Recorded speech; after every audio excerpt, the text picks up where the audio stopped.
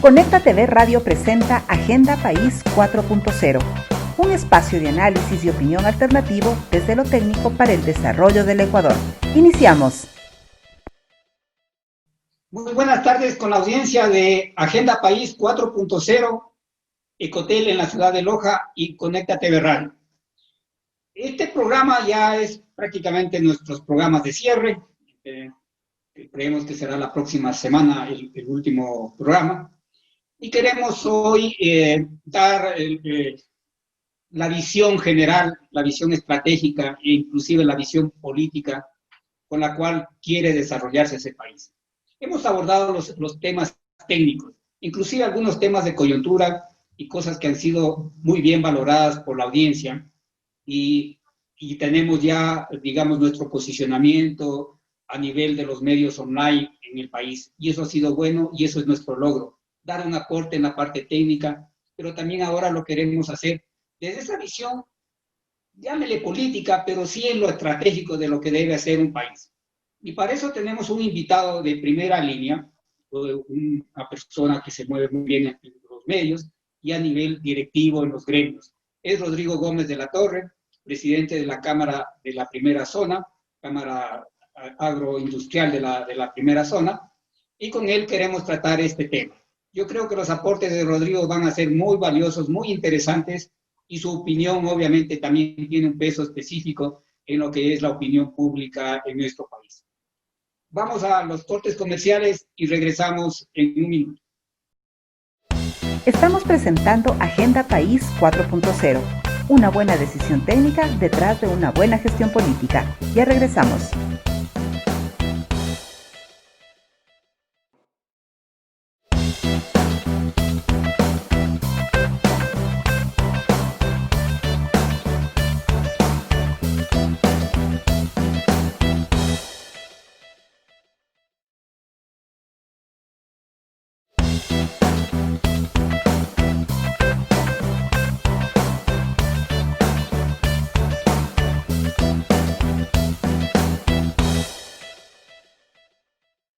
Bien, Rodrigo, buenas tardes. Sigue siendo un honor para mí tenerte en mi programa. En el tiempo que hemos compartido y que recién nos conocemos, hemos visto de que estamos alineados en algunos temas, en algunas visiones, tanto empresariales, también políticamente y en lo técnico, inclusive con algunos proyectos que te los hemos presentado y que tú los has visto. Pero en esta parte, Rodrigo, continuando con la línea anterior que fue tratando sobre el tema de la economía, ahora, más allá de la economía, ¿cómo vamos a reformular, cómo vamos a reestructurar, cómo vamos a reorganizar este país? No solamente hasta el evento del COVID, sino con ese rezago que tenemos como sociedad, que tenemos como Estado, que tenemos como país en general, y que no nos deja llegar ni siquiera o pasar del tercer mundo o de la zona del subdesarrollo a un país en vías de desarrollo. Y esto es lo que queremos abordar contigo en este programa, Rodrigo, con tus visiones, con tus opiniones, con tus perspectivas de esto. Y empezando tal vez por algo muy general, se dice que los países están alineados geopolíticamente y que inclusive en este momento también habrá una realineación, si es que fuera el caso, no solamente por la coyuntura de cada uno de los gobiernos. Pero ¿cómo le ves en este momento al Ecuador alineado o inserto dentro de esta economía global, de esta ciudadanía global, de esta tecnología global que tenemos y que por lo tanto nos exige tener una visión también en esa línea? Rodrigo, bienvenido. Estimado Rodrigo, buenas tardes. Un saludo a todos quienes nos están viendo y escuchando en estos momentos. A ver, yo creo que hay que ir viendo las cosas por partes. Los países, cuando toman decisiones de cambio, tienen que tomar decisiones que no tienen nada que ver con la coyuntura, sino son decisiones de mediano o largo plazo. El Ecuador, lamentablemente, ha caracterizado por ser un país de coyuntura, tan de coyuntura que tenemos en promedio una constitución cada 10 años.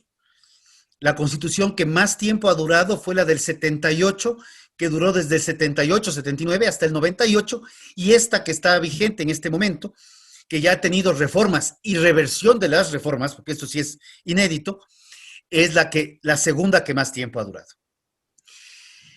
Tener que pensar en la parte geopolítica, todavía me queda a mí ciertas dudas de dónde estamos, pero sí quiero rescatar unas palabras del presidente de la República el mes de noviembre del año 2018 en un encuentro con ganaderos. Vamos a firmar la mayor cantidad de acuerdos comerciales posibles en el menor tiempo posible. Y siendo esta un gobierno que nace de un partido de izquierda, que es una continuación del gobierno anterior, es muy interesante ver cómo en el gobierno anterior se firmó el acuerdo con Europa, en este obviamente se ha dado continuidad, se firmó EFTA, se ha ratificado el acuerdo con Reino Unido, que al separarse de la Unión Europea había que tratarlo como país independiente, se ha firmado ya Chile y estamos con todo y COVID en proceso de México. Entonces, esto es importante porque eso nos pone en que evidencia que una cosa es la economía teórica y otra cosa es la economía de verdad, porque de verdad tenemos que generar empleo, producción, movernos en los mercados. En la teoría, papel aguanta todo. Bien, Rodrigo, tú has mencionado algo, prácticamente son las cartas refundacionales o fundacionales, este tema de la Constitución, y has dicho una verdad, o sea, hay casos como país que creo, como Chile, por ejemplo, a los 45 años casi va a hacer una nueva constitución, y eso por adelantos de la sociedad. Aquí entonces, en realidad, estamos como más allá del rezago, estamos con un relantín, y efectivamente es darse la vuelta sobre el mismo lugar, la rueda va dando la vuelta, pero ahí mismo no estamos estancados, y por lo tanto no avanzamos. Entonces, ¿qué hacemos a esto? ¿Cuáles son los acuerdos mínimos? Mencionan muy bien los acuerdos comerciales, ¿ok? Parece que esa es la tendencia de todo el mundo. Pero ¿qué más debemos hacer de los acuerdos comerciales? Porque este ha sido un gobierno que también dio un traspié, por decirlo de esa manera, un traspié político a lo que venía haciéndose, pero que en la parte económica prácticamente no hemos avanzado. ¿Cuál es tu visión y qué debemos hacer un poco para superar todo esto? Yo digo los acuerdos, ¿no? No, me encanta el ejemplo de que estamos patinando. Si tú estás enlodado, estás metido en el fango, tú puedes acelerar el auto lo que quieras y puedes subir revoluciones y subir la velocidad de la que se muevan las llantas, pero no te vas a mover un centímetro. Por el contrario, te puedes seguir hundiendo.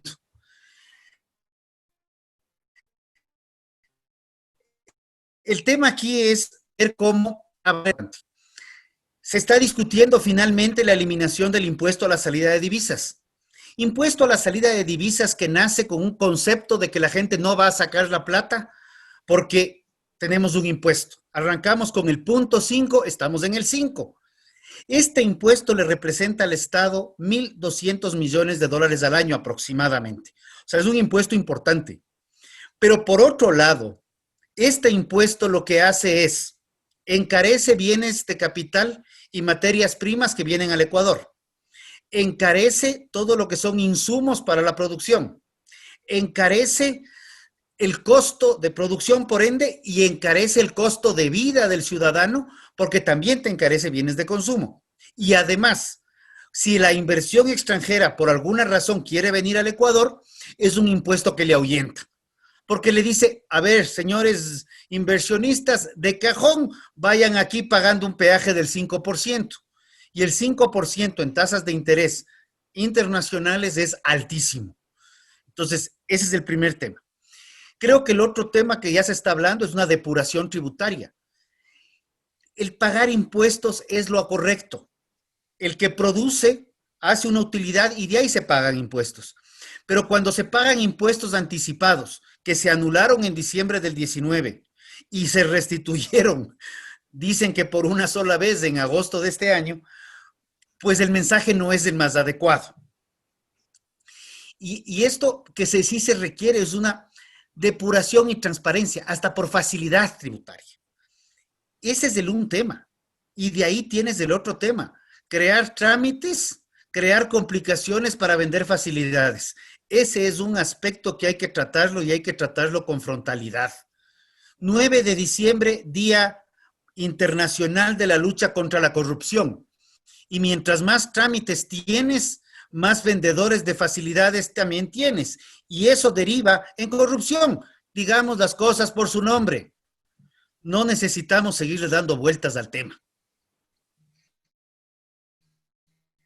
Mira, Rodrigo, corrupción, este tema de los impuestos, de la carga tributaria, a pesar de que, como dices, yo creo que podría ser engorroso como caso de Brasil, pero debería ser muy transparente y obviamente deberíamos cada vez eliminarlo. Por lo tanto, abrirse al mundo, pero ya no terminar aislados como creo que estuvimos, y ahora, por decirte un caso, el caso de los vinos, antes comprabas vino chileno y era caro. Ahora, como con la entrada de vinos de Europa, eso ha bajado. Eso es una muestra de esto y creo que los vehículos van por ese mismo lado. Pero está bien. Esos son los casos específicos. Pero nuestra visión de Estado, Rodrigo, ¿cómo marca la pauta para no estar cambiando constituciones y para no estar a la deriva o a la expectativa de lo que pasa en cada gobierno? Porque esto es lo que nos está pasando. Entonces, ¿qué nos falta ya operativamente? O sea, o es también nuestra cultura la que nos impide llegar a acuerdos. Yo no sé si eso estamos también de acuerdo, porque nuestra cultura es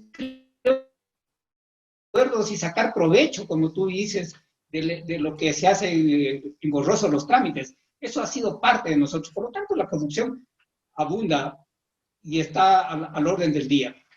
Pensándolo en lo estratégico, Rodrigo, ¿cómo le proyectamos a este país una agenda a unos 20, a unos 30 años y un poco más, como lo hicieron otros países que salieron al desarrollo?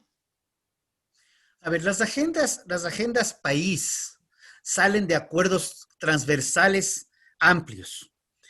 Chile tuvo un proceso de dictadura muy fuerte y que a pesar de la dictadura en el plebiscito, ganó un no, que es curioso porque usualmente los nos no ganan, pero ganó el no, y ese no llamó a que se dé un gran acuerdo nacional para salir de la dictadura y plantearse un país de futuro. Había habido un proceso de desarrollo, de apertura comercial, ya de algunos cambios. España tuvo lo mismo. Los grandes acuerdos de la Moncloa también derivaron en eso. El Ecuador, yo oigo mucho esta frase en políticos, Ecuador, si le cambias el orden de las letras, significa acuerdo. Pero como no encuentro el acuerdo, sino por la coyuntura del momento, debe significar alguna otra cosa, porque esto no puede seguir siendo así. Lo básico, ¿cómo hablar de empleo? ¿Cómo hablar de un sistema tributario equitativo y justo?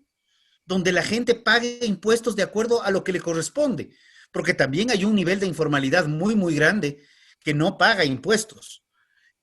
Tenemos un sistema, tenemos que tratar el tema de la seguridad social vinculado al empleo. Ahí hay un tema muy delicado y muy sensible.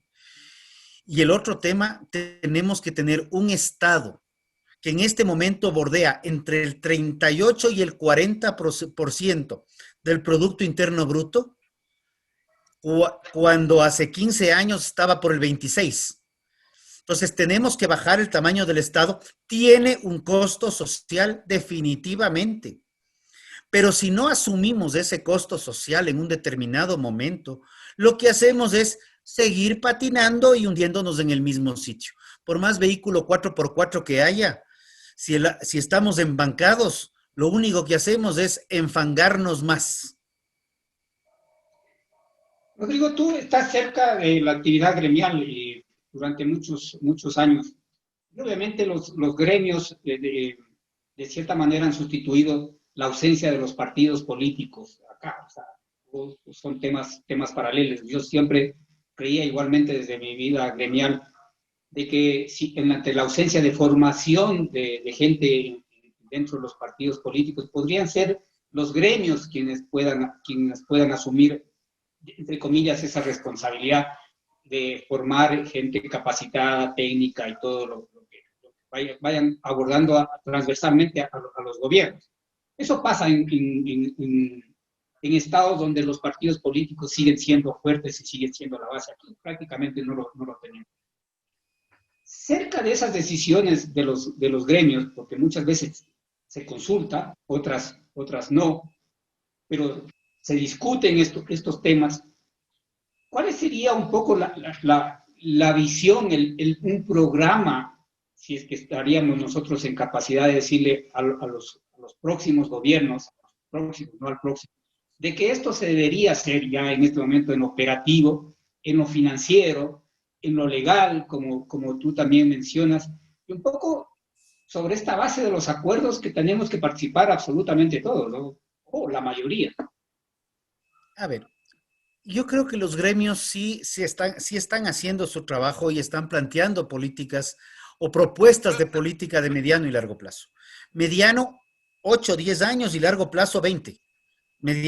A veces creemos que corto y mediano plazo es cuestión de 6 meses a un año y ahí es donde vienen los errores. Creo que gran parte de las herramientas que podemos utilizar en el corto plazo van a ser los acuerdos comerciales. ¿Por qué?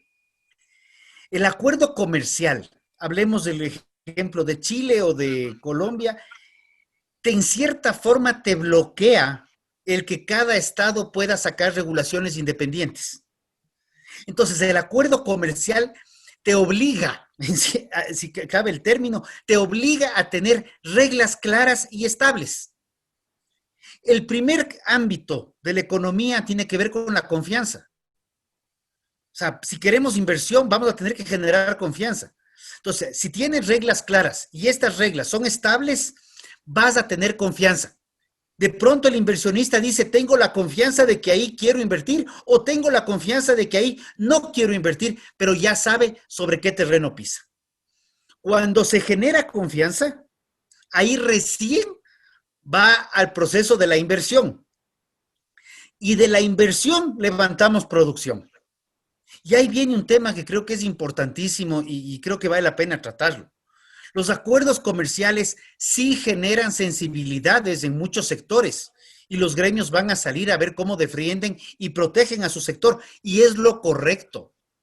Sin embargo, hay que defender los sectores pensando también en que va a haber sectores que tienen la capacidad de salir adelante y otros que van a tener que generar una reconversión productiva. Y no hay que tenerle miedo. O sea, esta pandemia, más allá de las complicaciones que nos ha dado, que han sido múltiples, también nos ha evidenciado tanto las falencias como la creatividad del ecuatoriano. Y bueno, y en el mundo entero ha pasado. Entonces, creo que esos temas hay que reforzarlos en el futuro. Entonces, no hay que tenerle miedo al acuerdo comercial.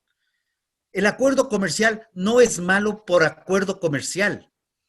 Si yo tengo miedo, no me levanto de la cama. Por un acaso me tropiece 3 pasos más adelante.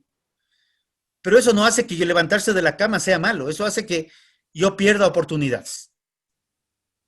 Pero ahí viene algo, o sea, tú acabas de decir, alguien pierde. Y aquí, un poco la postura ha sido que pierde ese estado controlador, ese estado, no solamente controlador, hacedor.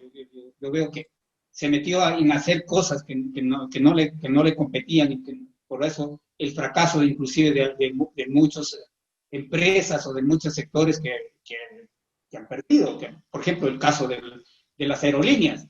Entonces, ahí tenemos el caso de TAME, una empresa que se terminó quebrando definitivamente, y otros que se crearon que fueron unos malos inventos, por ejemplo el tema de entrar en las farmacéuticas y esas cosas. Está muy bien. Pero en este momento tú acabas de mencionar algo muy importante.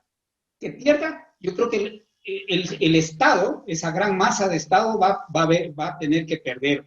Y ahí viene cómo ese rol va a cambiar. O sea, el rol de regulador, el rol de controlador, y ese rol de primera línea, porque en otros países el ser parte del Estado es de primera línea. Yo acá creo que nos hemos mediocrizado en ese sector.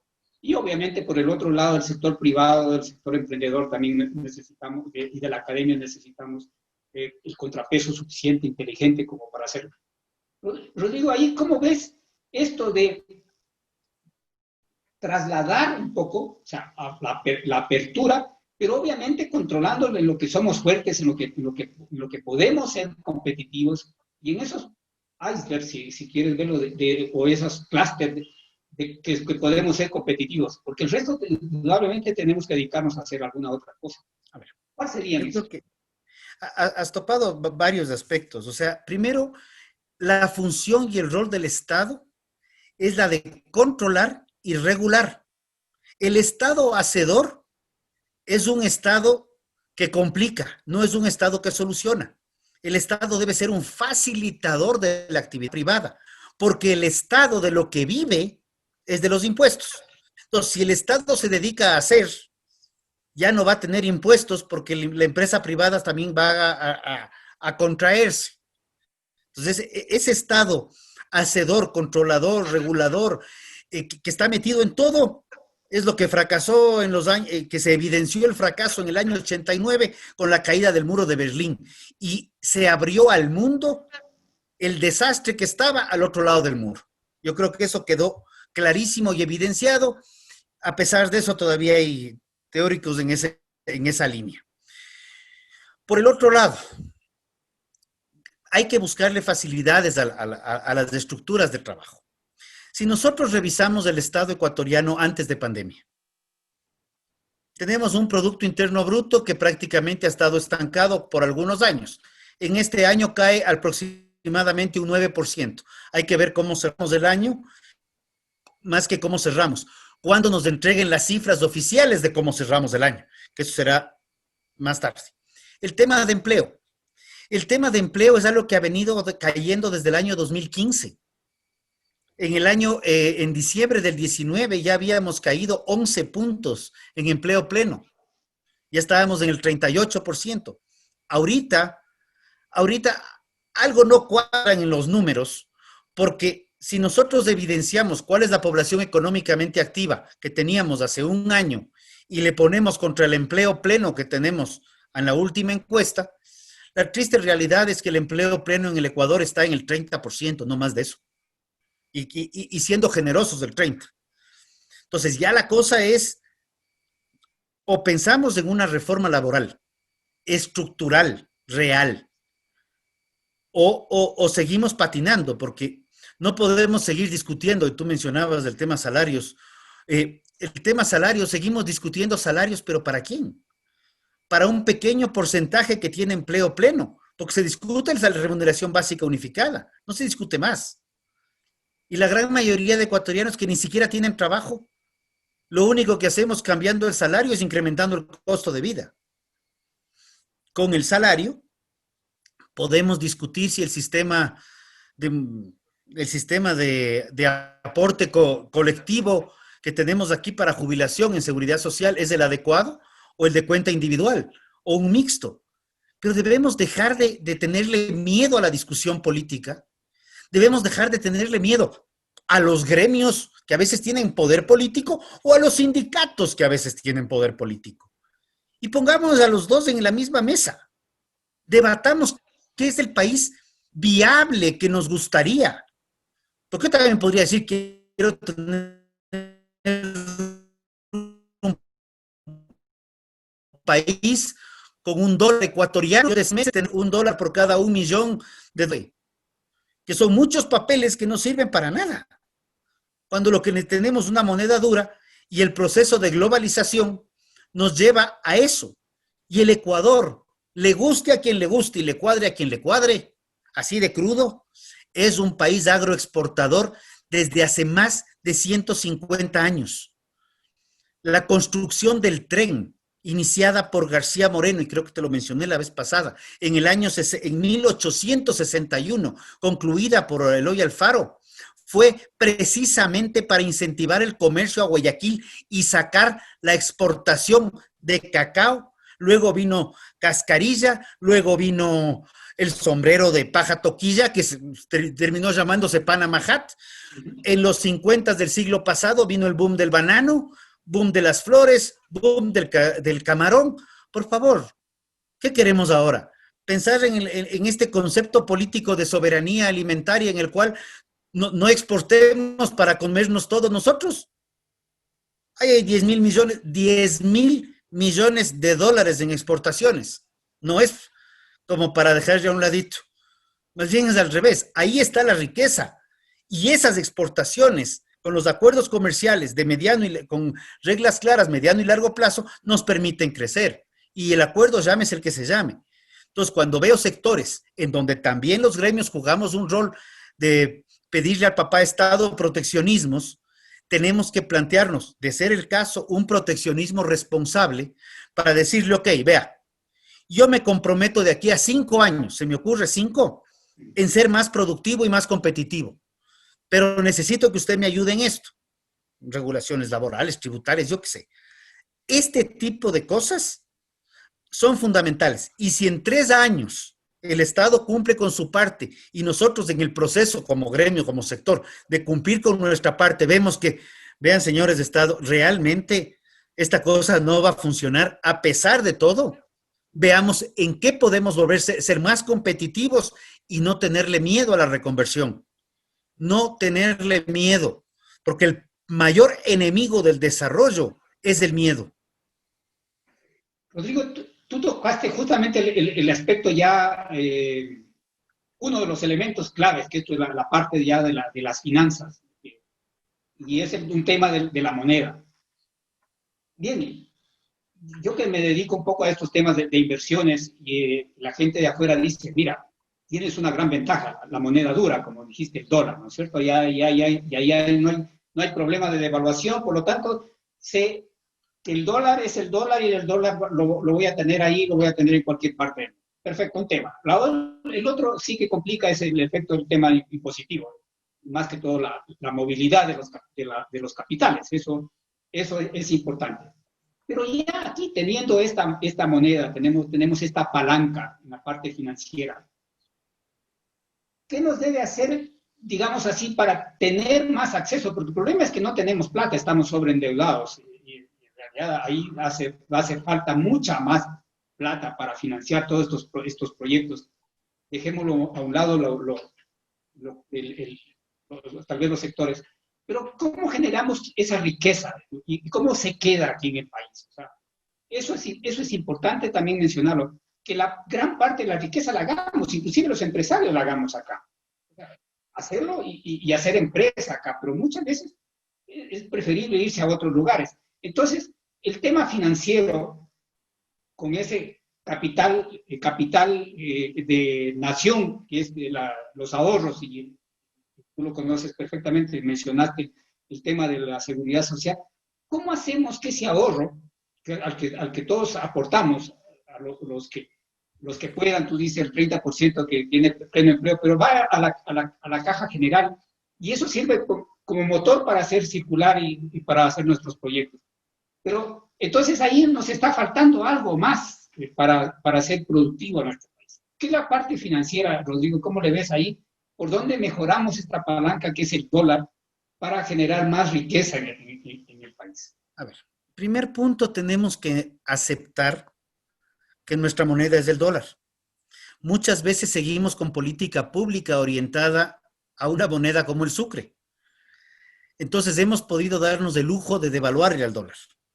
Mientras Estados Unidos en 10 años tuvo una inflación del 15%, nosotros tuvimos una inflación del 45%. Inflación acumulada. O sea, nos dimos el lujo de devaluar el dólar por política pública mal manejada. El tema de financiamiento, que es uno de los temas críticos. Primero, dejar de satanizar a los paraísos fiscales, porque hemos decidido que el país que es un paraíso fiscal es para esconder la plata, cuando el paraíso fiscal lo que hace es tener reglas tributarias diferentes. Entonces, si hay plata de inversionistas o de una banca de desarrollo que puede venir desde paraísos fiscales, le gravamos el famoso impuesto a la salida de divisas, lo cual encarece el crédito. Y sí, si bien el sector financiero cuestiona mucho el hecho de que están sobreregulados, yo creo que en el Ecuador todos los sectores están sobreregulados, no creo que es mérito de uno u otro, también hay quienes se quejan de que el sector financiero es extremadamente proteccionista y que no permite que venga banca de fuera. De las conversaciones que se han mantenido, yo no veo que el sector financiero diga tenemos miedo que venga el banco español, el gringo, el inglés, el suizo. Por el contrario, yo creo que hay una banca sólida, una banca madura, y hablo de banca, que está preparada para una libre competencia. Y la libre competencia es la que va a hacer que bajen las tasas de interés, donde tenemos que reconocer que el Código Orgánico Monetario y Financiero, a través de la Superjunta, que no acabo de entender, no me entra el nombre, perdón, pero es una Superjunta. Monetaria y algo. Y algo más, exacto. Pero esta junta tiene una característica que preocupa. Esta junta toma resoluciones y esas resoluciones, por ley, no son pesquisables. Una mala resolución de la junta no tiene impacto penal, por ejemplo, ni civil. O sea, es casi una encíclica papal. O sea, dicen que el Papa, cuando habla de sus encíclicas, no se equivoca. Pues no puede ser posible que una junta de un grupo de gente aquí en el Ecuador, pues tenga esas mismas potestades angelicales o eclesiásticas. Entonces, eso hay que tenerle mucho tino. Pero yo sí creo que necesitamos que venga banca de fuera y sí creo que hay que romper algunos mitos, porque muchas veces el proteccionismo de manera indirecta también genera un incremento absurdo de costos de producción. Y voy a ser explícito en dos líneas: medicamento veterinario y fertilizantes para el sector veterinario, sea esto para pollos, cerdos, bovinos o equinos. El medicamento importado al Ecuador, el mismo medicamento, la misma marca importada a Colombia, en ambos países 0% de arancel. La diferencia entre un país y el otro es del 50%, siendo Colombia más barato. Equipo agrícola, 40% más barato Colombia, 0% de arancel de la misma manera. Fertilizantes, 0% de arancel, 30% de diferencia. Entonces, hay alguna suerte de o proteccionismo o micromonopolio que está operando en el Ecuador, el cual de manera directa, bloquea el desarrollo, encareciendo los costos de producción. Y curiosamente, ese mismo importador que encarece innecesariamente los costos de producción, sí, puede ser que esté ganando de más y cada uno tiene derecho a ganar lo que quiera, yo no me meto en esa parte, pero en el mediano plazo se está tomando veneno de a poquito, porque poco a poco está matándole a su principal consumidor, que es del sector agropecuario, que pierde competitividad y pierde espacio de crecimiento. Yo creo que esa ventaja, tú crees que, yo coincido contigo, Rodrigo, de que esa ventaja o esa competitividad se adquiere cuando efectivamente hay empresas internacionales que vienen también acá y uno ve cómo operan. A mí pasó un caso muy parecido en telecomunicaciones, que queríamos comprar un famoso E1 que se llama la línea de transmisión con el satélite, y aquí el representante legal nos dijo 1.800.000. Fuimos a Brasil y lo compramos en 1.100.000.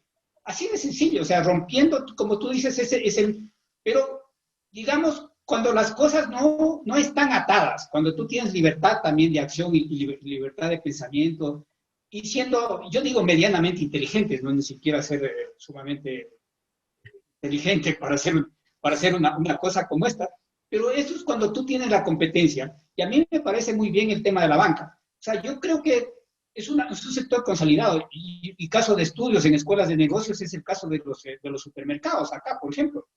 No han podido entrar supermercados internacionales. Carrefour no pudo entrar al país, entró a Colombia, que por ejemplo, digamos. las tiendas de Chile están en el Perú, pero no han podido entrar acá porque es un sector sólido, o sea, es un sector competitivo y ahí no existe, digamos así, un oligopolio por lo menos, sino porque es un sector consolidado. Entonces yo creo que eso también en otros sectores se los puede hacer, pero ábranse. En el caso de la banca yo creo que ya sigue siendo muy repetitivo de que necesitamos banca extranjera. Bien, Rodrigo, ahora siendo retadores en este proceso que viene, en estos procesos que ya vienen, y que todos estamos, si bien por el COVID, un poco apagados, pero se nos está viniendo ya una campaña electoral, y por lo tanto eso ya también son signos o son señales de cómo se va a manejar la política en este país. Yo personalmente creo que la economía va a prevalecer, es decir, oye, estamos en un país en crisis y por lo tanto esto hay que tomarlo en serio porque si no esto va a haber un rebrote, pero no sanitario, sino un rebrote social y generalizado. ¿Qué hacemos ya en este momento para trasladarlo? Yo insisto que debe ser un gobierno de transición, un pensamiento de transición para que volvamos a tener los acuerdos a largo plazo. ¿Cómo le ves tú ya en este momento el ambiente político, empresarial, comunitario, y a bordes de prácticamente entrar ya a la campaña abierta? A ver, creo que las inscripciones para las presidenciables se cerraron el 7 de octubre. Estamos ya casi a mediados de diciembre y al momento todavía hay incertidumbre sobre una candidatura presidencial si puede o no inscribirse. Eso es lo que yo denomino una vergüenza nacional. Una vergüenza nacional de este jueguito de ping-pong entre el Consejo Nacional Electoral y el Tribunal Contencioso Electoral. O sea, ese jueguito, este ping-pong, como queramos llamarle, ¿qué genera? Incertidumbre. Porque no es que está peleándose y hasta ayer un candidato que estaba en un puesto importante en las encuestas, que si aparecía o no aparecía en la papeleta. Son dos candidatos que están en puestos que pueden cambiar la estructura de las elecciones. Entonces, estar jugando eso es realmente generarle incertidumbre al país. Obviamente esperamos tener una segunda vuelta entre quienes primero tengamos papeleta, pero esa incertidumbre genera desconfianza. Y como dije, sin confianza no hay inversión. Entonces, también creo que es importante, se habló que este era un gobierno de transición. Y este gobierno de transición yo creo que con una asamblea responsable que piense en el futuro del Ecuador y no del futuro de sus elecciones, sí debería pensar seriamente en atacar los 2 o 3 problemas estructurales que pueden hacerse desde la asamblea. Tal vez en el tema financiero, una reforma al Código Orgánico Monetario y Financiero para facilitar, sin dejar de tener control, sin dejar de tener regulaciones, facilitar la llegada de banca de fuera. Una reforma al sistema financiero para que la banca pública, llámese Corporación Financiera, Ban Ecuador, sean bancas de desarrollo. O el BIES. O el BIES. O el BIES, pero sean bancas de desarrollo, no estén en las mismas reglas de la banca comercial, porque son dos dinámicas distintas. Una reforma laboral real, una reforma laboral que propenda a que el acuerdo entre las partes prime y que se puedan tener fondos de capitalización, de jubilación individuales en tal vez un proceso de código laboral paralelo. Nuevas contrataciones para el futuro y el sistema que ya está, pues que se quede hasta que la persona decida salir de su trabajo o lo que fuere, pero cuando cambie de trabajo entra un régimen laboral paralelo para ir de una forma suave trasladando de la ficción del siglo XIX a la realidad del siglo XXI en materia laboral. Y creo que la depuración tributaria, en donde el caso del impuesto a la salida de divisas, decir, ok, El impuesto a la salida de divisas no lo vamos a eliminar ahorita. No podemos porque requiere recursos del el fisco. Pero lo vamos a eliminar en tantos años y anualmente se irá reduciendo tanto por ciento. Esa es la lógica. O mensualmente, si queremos prorratearle a mes. Pero la lógica es esa. No podemos seguir esperando, porque así hemos esperado 16 años por el acuerdo con Estados Unidos. Se firmó la primera fase, ya vimos la riel del tren, ya le vimos ya vemos un rumbo, ya se firmó Chile. Ya eso significa que vamos camino a firmar México y Alianza del Pacífico. Claro. Ya estamos viendo que hay un rumbo que a través de externos nos va a generar estabilidad. Pero la firma de los acuerdos comerciales también conlleva una corresponsabilidad tanto pública como privada. ¿Por qué? Este diciembre se cumplen 4 años de la firma del acuerdo con la Unión Europea. Todavía hay algunos temitas que tenemos que corregir puertas adentro de ese acuerdo firmado hace 4 años y sacarle provecho, porque no era solamente sostener las exportaciones con arancel cero. Esa es la parte más insignificante del acuerdo. Facilidad de comercio, apertura de nuevos mercados, mejor intercambio comercial, inclusive visas, movilidad humana. Los acuerdos comerciales son, ¿qué será? Un 5% aranceles y el resto por ciento. Es una relación de intercambio con los otros países. Y esos son temas que muchas veces no se ven. Y lo veo que los acuerdos comerciales nos van a terminar acabando al Ecuador. Falso. Acabo de ver un cuadro de estos dinámicos que me encantan porque comienza en un año y tú vas viendo cómo suben las líneas y bajan. Cómo Chile se dispara luego de ser el país en América Latina con más número de acuerdos comerciales. Y cómo crece Uruguay y vas viendo cómo crece Argentina, que se frena después con los Kirchner. Colombia, Perú, con todo Perú. Y vemos cómo el Ecuador cada vez se va quedando a la cola. Y Perú acaba de hacer algo inédito. Perú tuvo 3 presidentes, creo que en 15 días, 18 días.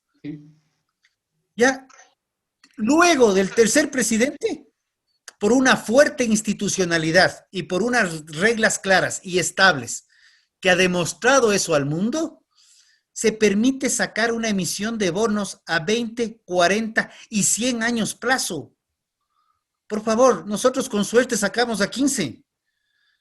Eso se llama institucionalidad, eso se llama confianza, a pesar de la problemática política que tuvo. Lo digo muy bien. Yo a esta discusión de lo que tú dices que debería arriesgarse esta asamblea, yo le añadiría algo que creo que ayudaría más que todo a la transparencia, porque esto es un tema de transparencia. El tema de los subsidios. O sea, aquí hay sectores que no se desarrollan por el tema de los subsidios, o sea, el sector energético, básicamente, y hay que decirlo, no se desarrolla por el tema de subsidios. Entonces también tenemos que tomar, yo creo que ya la decisión de hablarlo, pero de hablarlo abiertamente, no con dogmas, no con amenazas y como tú dices, con miedo. Pero este tema de los subsidios es algo que perjudica también a la competitividad del país, porque esa es una variable que se analiza también igualmente que los impuestos a los cuales estamos sometidos y por lo cual aquí muchos sectores, ya te digo, la parte energética no deja ser, no permite una competitividad y una apertura donde vengan las inversiones. O sea, siguen habiendo inversiones energéticas, básicamente el Estado, pero el sector privado no se arriesga a hacer un project finance aquí por el tema de lo que son porque son los subsidios, tampoco tienes la certeza de lo que pasa en eso. Entonces es un tema importante. Pero digo, otro elemento que nos falta analizar, la gente, o sea, ¿cuáles son las capacidades de la gente que tenemos que llevarle o que tenemos que tener en este país para llevarle a un país más desarrollado? Bueno, hay N universidades, yo creo que hay N profesionales, pero yo sigo insistiendo que no son el tipo de profesionales que requerimos para llevar adelante este país. ¿Tú qué opinas en este momento? Ya el capital humano, porque esto lo vamos a hacer los humanos y apoyados con otro sector que es la tecnología. Entonces, ¿cómo empatamos esto? Más allá de las reformas financieras, legales, la visión del Estado. ¿Cómo empatamos esto también para que apoye y sea el motor? Por caso contrario, yo creo que vamos a seguir pataleando, ¿no? Y eso también es un otro elemento que hace competitivo a los países. Hablamos de Chile, hablamos de Uruguay, que básicamente el capital humano ha ido a la par. A ver, vamos por el tema subsidios.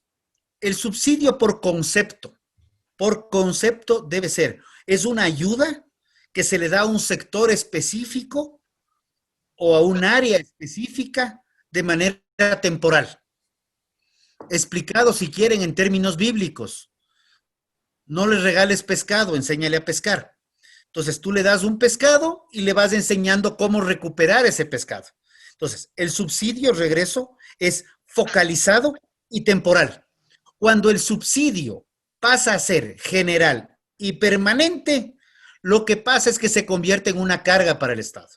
Y una carga del Estado es una carga que se traslada a través de impuestos a toda la ciudadanía. Entonces, ya no es un subsidio para un sector puntual, sino es un peso adicional que todos los ciudadanos lo cargamos a nuestros hombros para que un señor papá Estado quede bonito y diga, yo regalo esto o lo otro. Punto uno, y eso pasa en combustibles. Y qué bueno que este año se vaya transparentando, aunque sea de a poco. No gusta a muchos sectores. Está bien. Pero también hay que reconocer, y qué pena tener que dar un ejemplo. Yo le oigo al sector del transporte pesado, que dice necesitamos que nos fijen tarifas. ¿A cuenta de qué? Ellos tienen libre mercado. Un transportista pesado pone la tarifa y la tarifa la pone el mercado. Nadie le está pidiendo nada. Entonces cambia el precio del diésel y quieren que le cambie el transporte. Señor, si usted puede ser más eficiente, sea. Si no puede ser más eficiente, alguien no le va a contratar. O las empresas preferirán tener flotas propias, dependiendo del tamaño. Entonces, el subsidio debe ser focalizado y temporal. Caso contrario, es un problema para todos. Capital humano. Aquí sí el tema es mucho más sensible y delicado. No por falta de educación, no porque nos falten colegios, escuelas, universidades, que probablemente podamos mejorarles, sí. Pero el capital humano comienza en un proceso que sale en los primeros 1000 días, de 0 a 2 años, y hablo desde la concepción hasta los 2 años en nutrición, y luego hasta los 5 años. Esos dos fases, la primera fase que depende mucho en educación de la madre, y luego ya de la madre, donde ya se incluye un poco al niño, es crítica. Chile comenzó con la Fundación CONIN. Entonces, se trabajó muchísimo en combatir la desnutrición crónica infantil. Y veo que este año el Ecuador habla de desnutrición crónica infantil todos los días, pero el Ecuador en los últimos 8 años perdió el año. En el 2012, la desnutrición crónica infantil de 0 a 2 estaba en el 24%. En el 2018 está en el 27,5%. Hemos empeorado. Entonces, para hablar de capital humano, tenemos que trabajar desde la madre gestante, nutriéndola adecuadamente. Ahí sí es una competencia del Estado, y si es que es público o privado, qué mejor. Nutrir bien a la madre gestante para que el feto se vaya desarrollando bien. En los primeros 2 años de vida, en el primer año la leche materna es fundamental.